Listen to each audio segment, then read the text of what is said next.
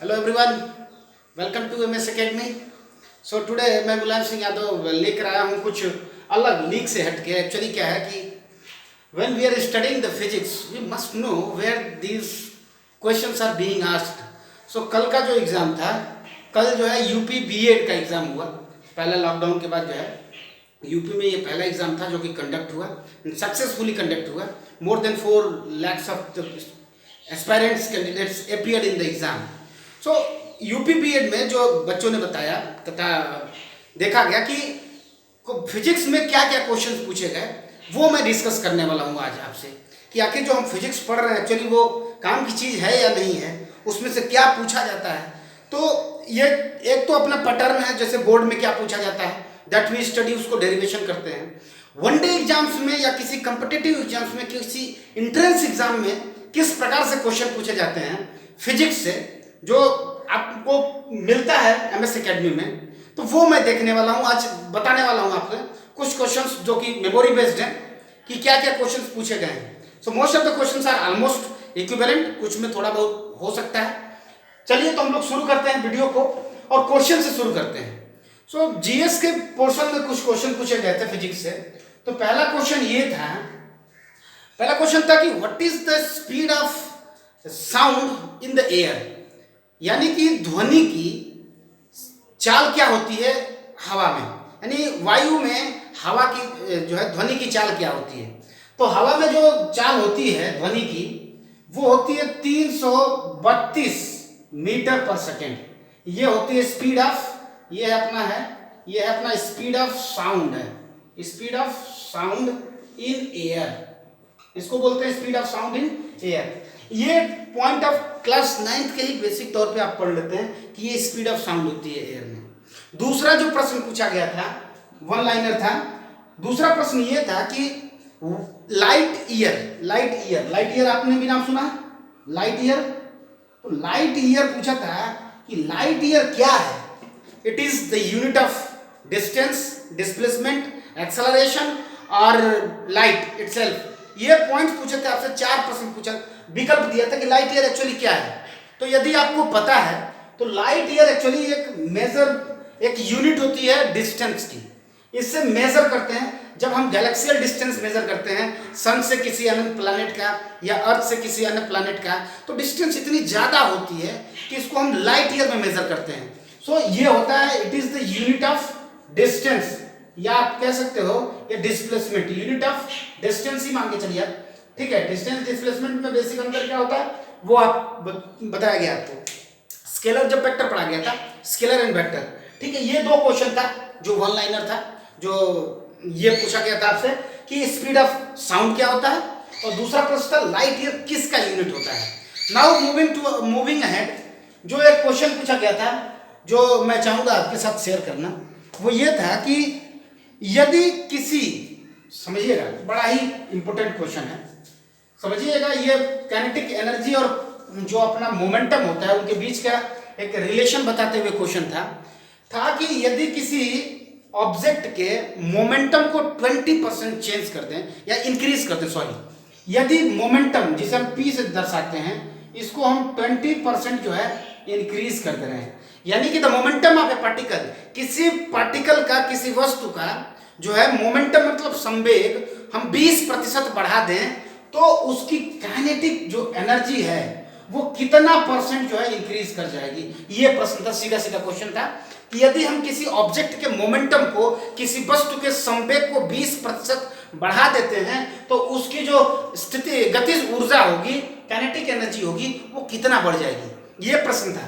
इसको लगाने का जो है कई तरीके हैं, उसको उसमें से जो है आप अगर इसमें दोनों में रिलेशन याद हो, बड़ा ही आसान तरीके से हो जाएगा। तो काइनेटिक एनर्जी और पोटेंशियल एनर्जी के बीच का रिलेशन मैंने डेरिवेशन भी करके बताया था आपको, और मैंने बताया था कि जो काइनेटिक एनर्जी होता है वो p²/2m के बराबर होता है। ये रिलेशन भी बताया था कैसे आता है। ठीक है, तो kinetic energy is equal to p²/2m। This is the actual relation between kinetic energy and p is not power, p is the momentum. ये स्थिति गतिज ऊर्जा रहा और ये रहा आपका संवेग, ये दोनों के बीच का यही संबंध होता है। तो कह रहा है कि यदि हम P को 20% बढ़ा दें तो काइनेटिक एनर्जी कितना बढ़ जाएगा। सपोज करिए P इनिशियली 100 था। लेट मैं आपको सॉल्यूशन बता रहा हूं, यदि आप P को 100 एज्यूम कर लेते हैं तो P डैश मतलब बाद में मोमेंटम कितना हो जाएगा, 20% का बढ़ जा रहा है। तो 100 का 20% कितना होगा, 20 ही होगा, यानी जो न्यू P होगा वो 120 हो जाएगा। यानी इतना जो है m/v यानी कि किलो केजी मीटर पर सेकंड होता है, इसकी यूनिट जो होती है केजी मीटर पर सेकंड, ठीक है। तो ये P रहा, यदि हम इनिशियल P 100 मानते हैं, मतलब 100 मान लेते हैं मोमेंटम, तो 20% जब बढ़ जाएगा यानी 120 हो जाएगा। ये मोमेंटम में चेंज हुआ। जैसे ही मोमेंटम में चेंज हुआ, काइनेटिक एनर्जी में क्या चेंज हो जाएगा। काइनेटिक एनर्जी तो क्या होता है, काइनेटिक एनर्जी होता है आपका, तो इसको यदि हम इसमें रखें तो क्या मिल जाएगा आपको, ये 120 का स्क्वायर हो जाएगा। यहाँ से काइनेटिक एनर्जी 120 स्क्वायर हो जाएगा। जैसे ही आप 120 का स्क्वायर करेंगे, या अगर आप 1 मानेंगे तो 1.2 आ जाएगा। 120 का स्क्वायर है, ये आपका हो जाएगा 14400, ठीक है, 14400 ये आ जाता है आपका। चूंकि ये कांस्टेंट है, let it not be consider, तो kinetic energy is proportional to P square. Kinetic energy, ये जो मोमेंटम है अपना उसका स्क्वायर है, ये अपना आया 144 आया। जब इसको 144 आ गया, यानी कि अभी 100 स्क्वायर कितना आ रहा था, पहले 100 था तो 100 स्क्वायर कितना आता, P स्क्वायर करते तो 10,000 आता है, 10,000 सॉरी ये 10,000 रहा। इनिशियल P स्क्वायर 10,000 आता, अभी ये 14,400 आ रहा है। तो डिफरेंस कितने का आ रहा है, डिफरेंस कितने का है, हमें इंक्रीजमेंट निकालना है। डिफरेंस कितने का है, इतने का है, यानी 4400 का। 4400 ये डिफरेंस रहा है, डेल, ये डेल P है, यानी मोमेंटम में कितना चेंज हुआ, तो 4400 का चेंज हुआ। इसको काइनेटिक एनर्जी में कितना चेंज हुआ, तो ये रहा काइनेटिक एनर्जी में चेंज। अब इसका परसेंटेज हमें बताना है, या आप कह सकते हो इस कितना चेंज हो गया मोमेंटम, मतलब कितना चेंज हो गया काइनेटिक एनर्जी। तो 4400 इंटू 100 अपन इनिशियल कितना था आपका, ये मोमेंटम आपका कितना था, मोमेंटम हमने इनिशियल जो है मान रखा था 100 आपका। तो यदि आप 100 से डिवाइड कर दें, सॉरी मोमेंटम 100 स्क्वायर था ना, 100 स्क्वायर से आप यदि डिवाइड कर देते हैं तो 2 0 से 2 0, यानी 44% जो है ये आपका काइनेटिक एनर्जी जो है इंक्रीज कर जाएगा। यानी कि यदि आपकी काइनेटिक एनर्जी और पोटेंशियल एनर्जी में रिलेशन आपको याद है तो आप इसको याद कर सकते हैं। मैंने एक बड़ा ही लंबा प्रोसेस लिया इसको करने के लिए, इसको तमाम बस मतलब शॉर्टकट, ये मोमेंटम कितना उसको स्क्वायर कर देते हैं, दैट्स ऑल। यानी 20% बढ़ा मतलब 1.2 हुआ, स्क्वायर कर देंगे तो 12 का स्क्वायर 144, यानी कि जो है कि 44% बढ़ जाता है। 100 का 44 में डिफरेंस 44% बढ़ जाता है। इसी तरह से यदि मोमेंटम कुछ और बढ़ा दें, 30 बढ़ा दें तो 130 हो जाएगा, 169 हो जाता है, यानी 69% बढ़ जाएगा। क्या, तो आपका जो है काइनेटिक एनर्जी, ये चीज़ है आपकी कि ये मतलब कुल मिला के ये इंपॉर्टेंट नहीं है कैसे हो रहा है, इंपॉर्टेंट ये है कि ये रिलेशन आपको याद होना चाहिए। Once you are not knowing the relation, आपको रिलेशन स्टेब्लिश करना पड़ता है। और एग्जाम में इतना टाइम तो होता नहीं कि आप रिलेशन को स्टेब्लिश करो और उसके बाद क्वेश्चन को करो। So that is what the application is there. उसके बाद यदि आपको मैं एक और क्वेश्चन बताता हूँ, डिस्टेंस, डिस्प्लेसमेंट और एक्सेलरेशन वाला जो चैप्टर है, यानी motion in a straight line, वहां से एक क्वेश्चन पूछा था। कह रहा कि एक पुल है और पुल की लंबाई दे रखा था आपको 150 मीटर। एक पुल जिसकी लंबाई 150 मीटर है, इसको एक ट्रेन जिसकी लंबाई 300 मीटर है, 300 मीटर है, इसको पार करता है। जैसे वो पार करता है, अभी शुरू में इसकी स्पीड 40 मीटर पर सेकेंड रहता है, 40 मीटर पर सेकेंड। और जैसे इसको ये पार करता है उस समय उसकी स्पीड 50 किलोमीटर पर सेकेंड हो जाता है। क्वेश्चन बड़ा ही आसान है, समझिएगा। एक पुल है जिसकी लंबाई 150, देयर इज अ ब्रिज और पुल having the length 150 metre and there is a train, its length is 300 meter. At the beginning its speed is 40 metre पर सेकेंड, और जैसे ही ये को पार करता है उसकी स्पीड 50 किलोमीटर पर सेकेंड होता है, और ये यूनिफॉर्म एक्सेलरेशन से जाता है, एट ए कांस्टेंट एक्सेलरेशन। तो पूछ रहा है आपसे कि इसको पार करने में कितना समय लगा होगा, यही आप ज्ञात करके बता दीजिए। क्वेश्चन कैसे लगाएंगे, ये क्वेश्चन लगेगा फिजिक्स की मदद से, क्योंकि इसमें एक्सेलरेशन आ जा रहा है। ये भी 40 रहता, ये भी 40 रहता, तो फिर तो कुछ टेंशन ही नहीं था, समय बराबर दूरी बटा चाल फॉर्मूला ही लगाते, उत्तर पा जाते। लेकिन वहां से नहीं होने वाला, हमें एक्सेलरेशन को कंसीडर करना है, यानी अब इक्वेशंस लगाने पड़ेंगे। v is equal to u plus a t, s is equal to u t plus half a t square and v square is equal to u square plus 2a s। तो अभी हमें final velocity पता है, initial velocity पता है, distance पता है। तो यदि हम थर्ड इक्वेशन ऑफ मोशन लगाते हैं, that is v square is equal to u square plus 2as।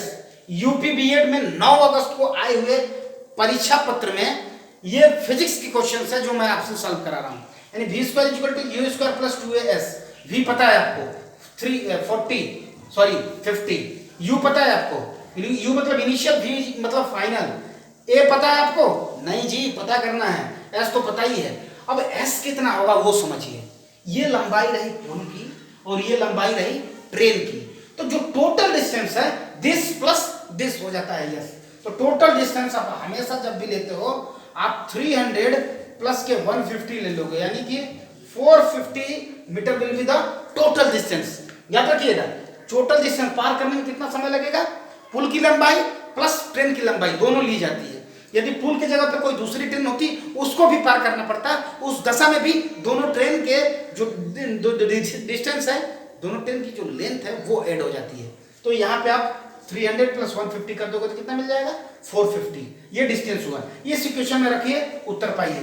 तो जैसे ही रखेंगे v स्क्वायर कितना हो जाएगा, 50 square is equal to u square मतलब 40 स्क्वायर प्लस 2a, और s के जगह पे क्या रखना है आपको, s के जगह पे 150 रखना है, 300 रखना है, बिल्कुल नहीं, हमें 450 रखना है, 450। अब यहां से हम a ज्ञात करेंगे, और a क्या है, a एक्सेलरेशन है, किस एक्सेलरेशन से हमारी ट्रेन जा रही है। तो यहां से हम a कैलकुलेट करें, यदि इसका करेंगे आप 2500 माइनस 1600 इज इक्वल टू 250 मतलब 900 हो जाएगा, 900 इंटू a हो जाएगा, 450 इंटू 2 900 इंटू a। इसको सब्ट्रैक्ट करिए आपको मिल जाएगा 900 इज इक्वल टू 900a। तो a इज इक्वल टू 1, ये कट जाएगा यहां से, तो a इज इक्वल टू 1। और ये क्या है, ये क्या है, एक्सेलरेशन है, वो त्वरण है जिससे ट्रेन जा रही है। तो गति तो चल रही है, त्वरण कितना है, एक्सेलरेशन कितना है, तो वो है 1 मीटर पर सेकेंड स्क्वायर। अब हमको पता हो गया, v पता हो गया, u पता हो गया, a पता हो गया। यदि हम पहला इक्वेशन लगा दें, first equation of motion, that is v is equal to u plus a t. हमें ये लगाने की क्यों जरूरत पड़ रही है, क्योंकि हमसे पूछा था कि पार होने में कितना समय लगेगा। तो यहां से v पता है, u पता है, a भी अभी पता कर लिया हमने, t पता हो जाएगा। अब चलिए अब रखेंगे v यानी कि 50 इज इक्वल टू u यानी 40 प्लस a पता है आपको 1 इंटू t। अब यहां से कैलकुलेट करेंगे यदि t, तो t is equal to 50 minus 14 that is 10। तो 10 सेकंड जो है ये 10 सेकंड लगेगा, 10 सेकंड लगेगा उस पुल को पार करने में ट्रेन को। ये नॉर्मल क्वेश्चन जो है टाइम स्पीड और डिस्टेंस का नहीं था, ये फिजिक्स का क्वेश्चन था, इसमें लॉज ऑफ मोशन लगाने पड़ रहे हैं, सॉरी इक्वेशन ऑफ मोशंस आपको लगाना पड़ रहा है। ठीक है, उम्मीद है आप इससे रूबरू हो जाएंगे। एक क्वेश्चन और पूछा था मेमोरी बेस्ड क्वेश्चन, वो क्वेश्चन था कि कुछ ऐसा था कि आपको ऑड वन आउट करना था। ऑड वन आउट बोले तो इनमें से कौन जो है पेयर ऑड वन आउट है, तो उसमें दे रखा था, ऑप्शंस तो क्लियर नहीं है, मेमोरी बेस्ड ही है। ठीक है, लेकिन उम्मीद है, एक था आपको एनर्जी, एक एनर्जी था, टॉर्क था, एनर्जी टॉर्क दोनों क्या है, दोनों के डायमेंशन सेम होती है, एनर्जी की जो होती है वही टॉर्क की भी होती है। ठीक है, ठीक है, और एक था एनर्जी हो गया टॉर्क, ऐसा करके कुछ कई सारे ऑप्शंस थे जो है कि बताया जा रहा था कि वो क्वेश्चन करना था। बेसिक क्या था उसका, तो डायमेंशनल एनालिसिस बेसिस थी, यानी कि ये पेयर है, इन दोनों का पेयर है एनर्जी और टॉर्क का, ये दोनों एक सिरे में रखे गए हैं। उसी तरह से रखा गया था प्रेशर, ठीक है, प्रेशर और कुछ एक रखा गया था वो यंग्स मॉडुलस। ठीक है, यंग्स मॉडुलस ऑफ इलास्टिसिटी होता है ना, यंग्स मॉडुलस ऑफ इलास्टिसिटी ये रखा गया था। तीसरे में फ्लक्स कुछ करके रखा गया था, तो ये फ्लक्स वाला जो ऑप्शन था बताया जा रहा वो सही था। ठीक है, हमें उत्तर से मतलब नहीं है, हमें ये मतलब है, मैं आपको ये बता रहा हूं कि आप जो पढ़ रहे हैं प्रश्न वहीं से पूछे जाते हैं। देखिए, ये आप तभी कर पाएंगे जब आपको डायमेंशन आती हो। आपको पता है कि नहीं एनर्जी और टार्क की डायमेंशन सेम होती है, आपको पता है ऑपरेशन है यंग्स मॉडुलस की डायमेंशन सेम होती है, तभी तो आप इसको आउट कर पाएंगे, वरना कैसे कर पाएंगे आप। ये चीज़ है, ये है फिजिक्स। ये जो पढ़ रहे हैं उसका प्रैक्टिकल एप्लीकेशन है, एंट्रेंस एग्जाम में पूछा गया है आपसे, इसलिए मैं आज डिस्कस कर लूँ। आज ये वीडियो ही आपको मिलने वाला है ताकि आपको ये पता चले कि नहीं बिल्कुल आप जो पढ़ रहे हैं वो पूछा है। अभी जो मैंने ये चैप्टर शुरू किया है वो है इलेक्ट्रोमैग्नेटिक इंडक्शन, जो आपसे रोज वीडियो मिलती है। लेकिन इससे पिछला जो अपना चैप्टर था वो क्लास 11th के सिलेबस से था, ग्रेविटेशन। वहां से एक जोरदार क्वेश्चन पूछ दिया था। आप देखिए, कह रहा है कि ये सन है और ये अपना अर्थ है, इस दोनों के बीच की यदि हम डिस्टेंस को घटा के आधा कर दें, कल यूपी बीएड के एग्जाम में पूछा गया है कि यदि सूर्य और पृथ्वी के बीच की दूरी को आधा कर दिया जाए तो बताइए कि जो रेवोल्यूशन टाइम है जिसको हम 365 दिन लगता है पूरा करने में, घट के कितना हो जाएगा। यूपी बीएड का क्वेश्चन आप बताइए ना, या तो आपको याद हो या तो आप लगाना जानते हो। कैसे लगाएंगे? यदि ये डिस्टेंस आर है, ठीक है, यानी डिस्टेंस कितनी होती है जितनी भी है, तो उसको यदि आप आधा कर दें, अब उसको हम यहाँ रख दे रहे हैं, इसको आधा कर दें, जल्दी से पार कर जाएगा, ये तो पता है, जल्दी से अब चला जाएगा ना, यानी 365 से अब कम लगेगा। कितना कम लगेगा इसको आप कैसे लगाएंगे? इसको लगाने के लिए आपको ग्रेविटेशन आना चाहिए, और ग्रेविटेशन में एक टॉपिक होता है कैप्लर्स लॉ, और कैप्लर में ही थर्ड लॉ आता है, लॉ ऑफ पीरियड्स, वो पता होना चाहिए। मैं बता दिया हूं आपको, इसकी लिंक भी डिस्क्रिप्शन में दे दूंगा। लॉ ऑफ जो है कि Kepler's law of gravitation, Kepler's law of gravitation. देखिए, कैप्लर बहुत ही पॉपुलर एक साइंटिस्ट था, उसने 3 लॉ ऑफ ग्रेविटेशन के परिप्रेक्ष्य में उसने 3 नियम दिए थे। पहला जो नियम था वो ये कहता था कि every planet revolve around the sun in an electrical orbit and the sun is at either of the foci. पहला लॉ ये था। दूसरा लॉ ये बताया था कि each planet sweeps equal area in equal time interval, दूसरा क्वेश्चन था। दूसरा लॉ था। तीसरा जो लॉ था वो ये था कि कोई भी प्लैनेट जितना समय लगाता है चार्ज और चक्कर लगाने में, ये सपोज करिए टी टाइम लगा रहा है एक चक्कर लगाने में, तो टी का जो स्क्वायर है वो प्रोपोर्शनल होगा इनके बीच के दूरी के क्यूब के। यही तो था, यानी कि ये सेमी मेजर एक्सिस का जो क्यूब है इसके टाइम के स्क्वायर के प्रोपोर्शनल होगा। क्या वंडरफुल क्वेश्चन, और इसी पे ये क्वेश्चन होगा भी। ये क्वेश्चन जो हमने किया, ये जो बता रहा हूं, ये क्वेश्चन इसी लॉ पे होगा। कैसे? यानी t इज प्रोपोर्शनल टू, जब इसको इधर ले आएंगे a की पावर 3/2 होगा। छोटी सी मैथमेटिक्स है, बहुत टफ नहीं है। यदि पावर में रहता है तो पावर नीचे चला जाता है, पावर नीचे है तो पावर ऊपर चला जाता है, दैट्स ऑल। यानी t is proportional to a cube. यानी कि यदि हम डिस्टेंस को बदलें, यदि सेमी मेजर एक्सिस को बदलें, टाइम पीरियड बदल जाएगा। कैसे बदलेगा? तो बदल के आप उसने क्या कर दिया, अब बदल के उसने आधा कर दिया। कह रहे मैं आधा करता हूं, यानी कि अब t dash is proportional to a/2 की पावर 3/2। क्यों? अब a ना रह के a/2 हो गया, डिस्टेंस जो भी थी अब उसका आधा हो गया है। जब इसको आप t डैश निकालेंगे वो हो जाएगा 1/2 को मैं अलग रखता हूं, 3/2 a की पावर 3/2, ठीक है। 1/2 को मैंने आगे रख दिया। अब 1/2 का 3/2 कितना होगा? 3/2 बोले तो 1.5 होता है, आधा, 1 प्लस आधा को 1.5 बोलते हैं। तो 1/2 यदि देखिए सोचिए, यदि 1/2 की पावर 1 रहता, इसकी वैल्यू 1/2 होती है। 1/2 की पावर 2 रहता, इसकी वैल्यू 1/4 होती है।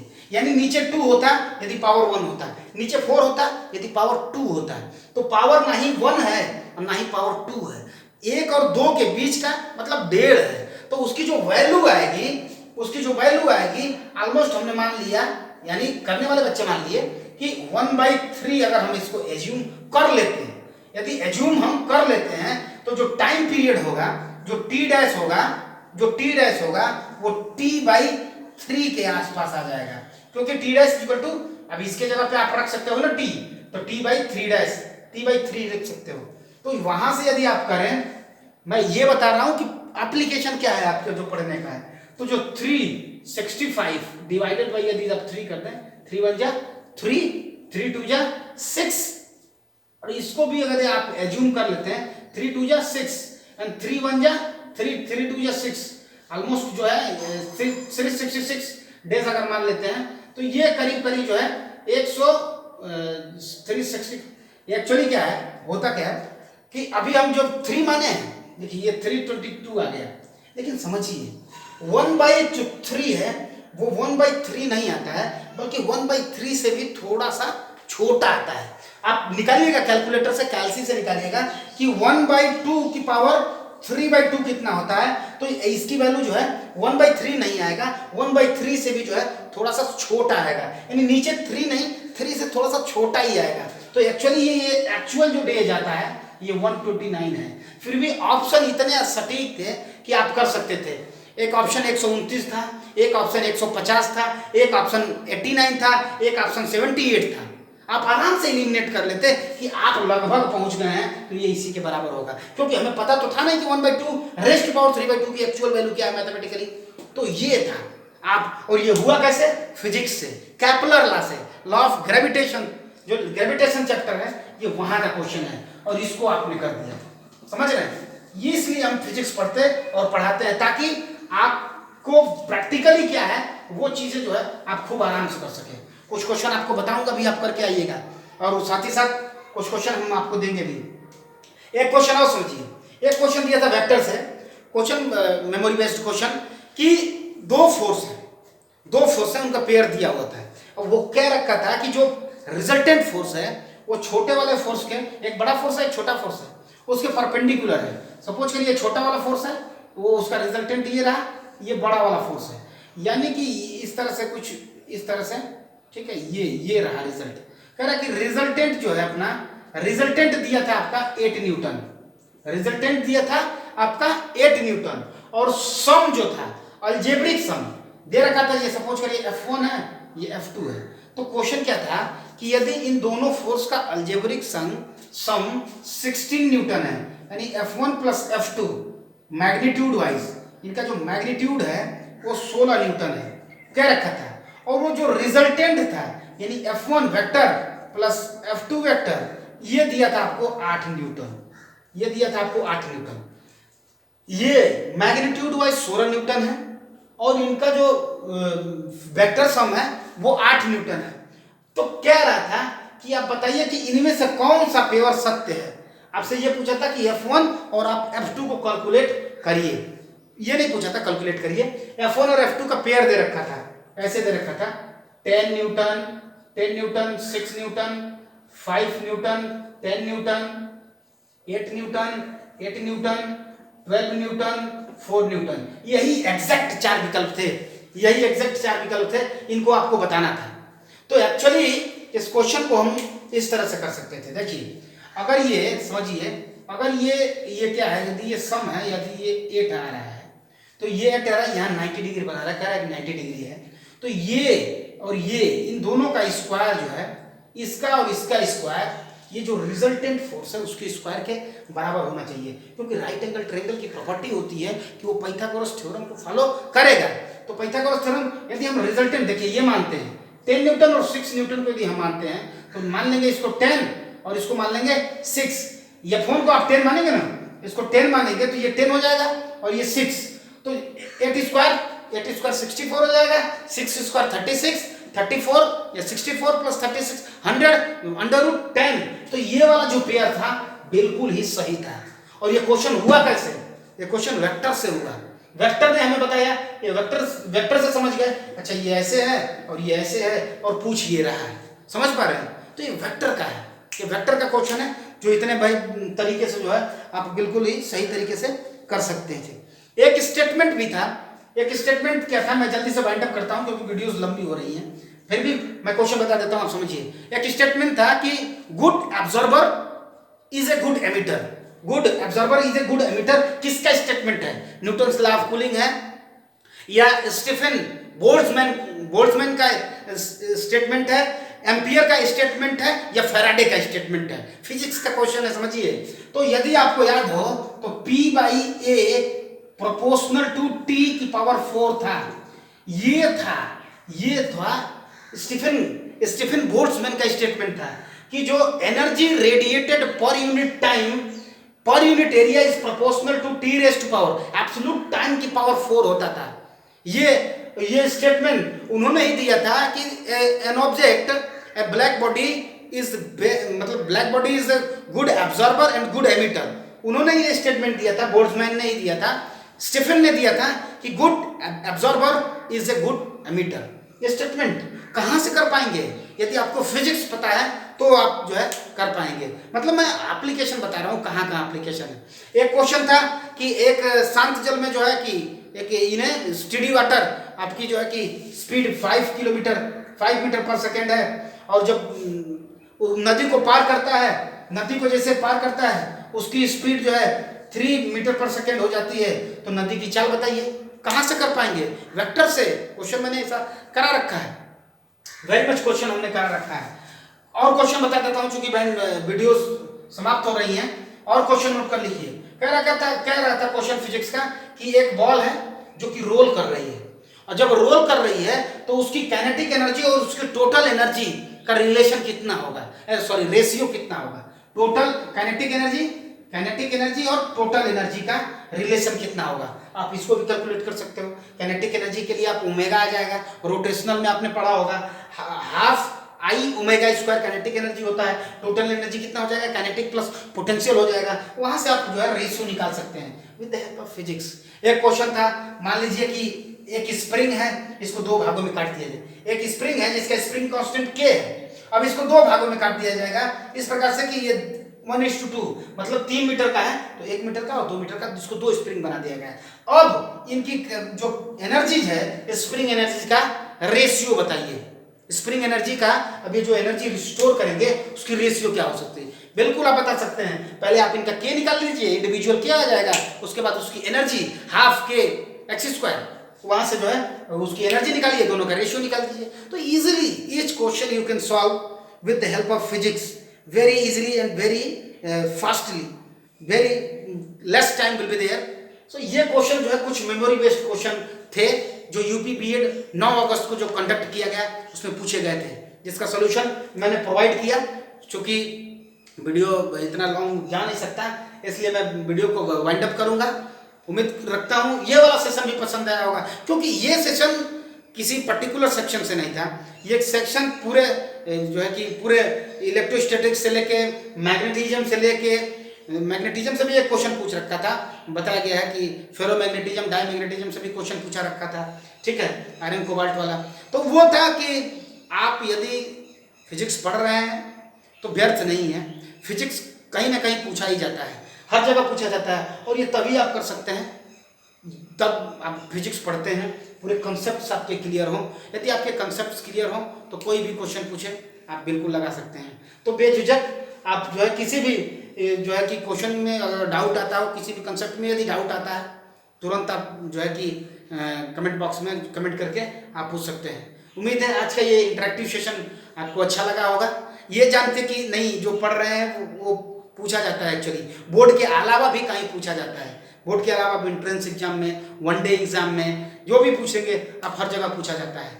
कुछ क्वेश्चन तो डायरेक्टली जीएस के तौर पे जो है पूछ लिए जाते हैं, स्पीड ऑफ लाइट क्या होता है, 3 × 10⁸ मीटर पर सेकेंड, ठीक है, ये चीज़ें हैं। तो उम्मीद है ये सेशन आपके लिए इंटरेक्टिव रहा।